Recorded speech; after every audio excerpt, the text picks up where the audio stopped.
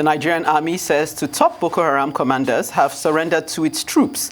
The army says the recent escalation of offensive operations and non-kinetic efforts by troops are yielding results, which it says have forced about 1,000 insurgents to surrender.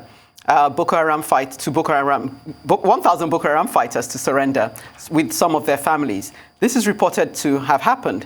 Musa Adamu, a chief bomb expert for the insurgents, is one of those who surrendered. Now, of what significance is the surrendering of the insurgents to efforts by the Nigerian government to conquer the insurgents who, for over a decade, have been waging terror on the country? We're now being joined by Group Captain SADIQ SHEHU, a security expert who is in our Abuja studios and is joining us right now on Newsday. I want to say thank you very much, retired Captain SADIQ SHEHU. Let's start it off from this conquest. How would you rate the military's efforts in bringing over 1,000 of them, with the talks that the military hasn't really stepped up to the plate when it comes to the fight against insurgency? Okay. When you talk, we have to first of all maybe look at what is the meaning of counterinsurgency in the technical sense of the word. Counterinsurgency is the sum of military, diplomatic, legal, economic, and any kind, even developmental efforts to counter insurgencies. So it will not even right from beginning. It is not fair to even think it's only military action that only military are involved in counterinsurgency. Is the sum total, and the result we are seeing. Whereas a lot of the credit will go to the tempo of operation that is ongoing in the Northeast for this spate of surrendering, desertions, defections we are seeing. But of course, there are other non-kinetic means, because at the background, you have what is called the SHEHU project. There's an element of it that is called SHEHU. So it is like the proverbial using of the carrot and the stick. The military has to put enough pressure. The military have to corner Boko Haram for them to look at alternative measures. Can we continue this fight or not? But altogether, what we are seeing is a combination of different kinetic and non-kinetic efforts that is yielding results. And we are seeing, numbers of Boko Harams giving up. And what is very important, not only in these numbers, like I heard you saying at the back, is that it's not even only foot soldiers, lowly foot soldiers that are coming out. We are having, senior members, leaders of the Boko Haram that are coming out. So what I would say is that what is happening, many experts have made studies on insurgencies. There are people who have dedicated themselves. There are think tanks that have done studies over many insurgencies, over 50 of them. How do they end? And what they came to find out is that for any insurgency, there's what is called a tipping point. We don't know what the tipping point is, but there are certain indicators that will tell you that an insurgency is coming a tipping point. And what's the tipping point? It's a point at which some dramatic changes that have relations with either the continuation or the stopping of that insurgency will emerge. Now, one of the factors that's agreed by all experts as a sign of a tipping point of an insurgency is defection, surrendering, and desertions. There's a difference between desertion and defection. When you say defection, you are saying a fighter from one side has joined one side. That is not what we're having there.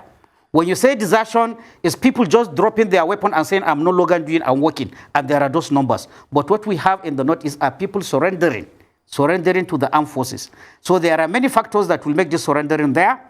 Of course, the operational pressure, the blockade on the logistic and supply chain of the insurgents, and the fact that even the local populations, their cooperation with government security forces by passing information, all these are issues that will put pressure on any Boko Haram to see whether is it worth it to continue this fight or not.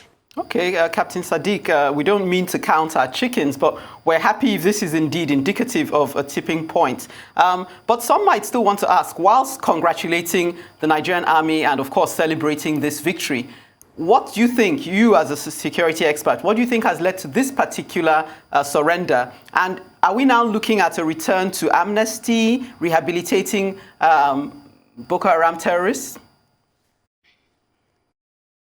First, let me make myself clear. I am not saying that we should shout Uhuru, but definitely we are saying indicators that international experts have agreed that when you start seeing this, you have the hope that the insurgency is turning a corner for the better. Now, apart from the other factors I said, we also have to say the time factor. Time factor is always in favor of government forces rather than the insurgents. We have to remember what Boko Haram wanted was to establish an Islamic caliphate. It is very clear to them now that they cannot have that. And the longer the fight goes, the more the advantage turns to government. Experts, again, are unanimous in studies that they carried out that the median length of any insurgency is 10 years. Mind you, I'm not saying that every insurgency will end after 10 years. But for survivability, 10 years is the median that most insurgencies, immediately after that, they start crumbling. However, there's a caveat. If an insurgency survives, into the second 10 years and moves into the third years, then the advantage now is with the insurgency rather than with the government. Having said that, I come back to the issue of amnesty. A lot of debate is being done about whether amnesty is required, whether it is not required. I want people that are engaging in this debate to understand that what is happening in the Northeast, since from the day that former President Jonathan declared a war, even the International Criminal Court, that is the date that is taken. From that date, Nigeria is automatically at war. It is a war situation. What kind of war? Non-international armed conflict. Once you have an armed conflict, in other words, war, that is in the common language, once you have that war, the law that applies is the law of armed conflict. Some people call it law of war. Some people call it Geneva Conventions. Some people call it international humanitarian law. It is all one and the same thing. And we have to know that Nigeria, in fact, one of the first conventions that Nigeria acceded to on gaining independence in 1960 is the Geneva Conventions. So when you have a war, as opposed, because I'm also coming to the comparison that people are saying, why amnesty for Boko Haram? Why not amnesty for IPOB? Why not amnesty? This is comparing, apples with oranges. In the Northeast, there is a war declared since during the time of President Jonathan. When you have a war, the law that applies is law of armed conflict. And what does the law of armed conflict say? Some would say that, yes, please, especially the families that have been ravaged and devastated by this terrorists, as well as some would like to call them, some of them will not be happy hearing that after all the mayhem they've caused, they're just being given almost a free pass. How do you explain this to those families that have been deeply affected? That is a very valid observation. Anybody, even if it is me, if I lost somebody through Boko Haram, I will feel bad. But I think the debate is being clouded by misconception about what the law says. I do not read the law as saying it's an automatic amnesty. That is not what the law of armed conflict says. What the law of conflict understands is that for a non-international conflict, it's a citizen who is breaking the law, who is fighting against his country. So ab initio, you have to know that once you capture somebody, once you injure somebody, once somebody surrenders, as a professional military, you cannot turn ahead and shoot that person.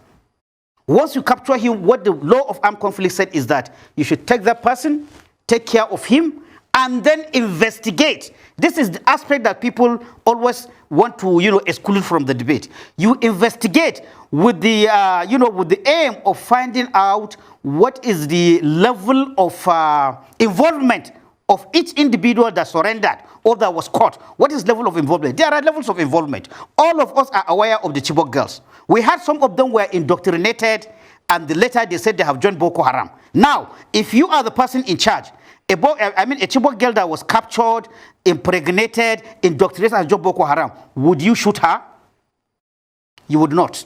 There are children whose parents were caught, maybe at 5 years and 6 years. They were taken into the bush for nothing, for having no any other alternative. They joined Boko Haram. Are you going to kill them?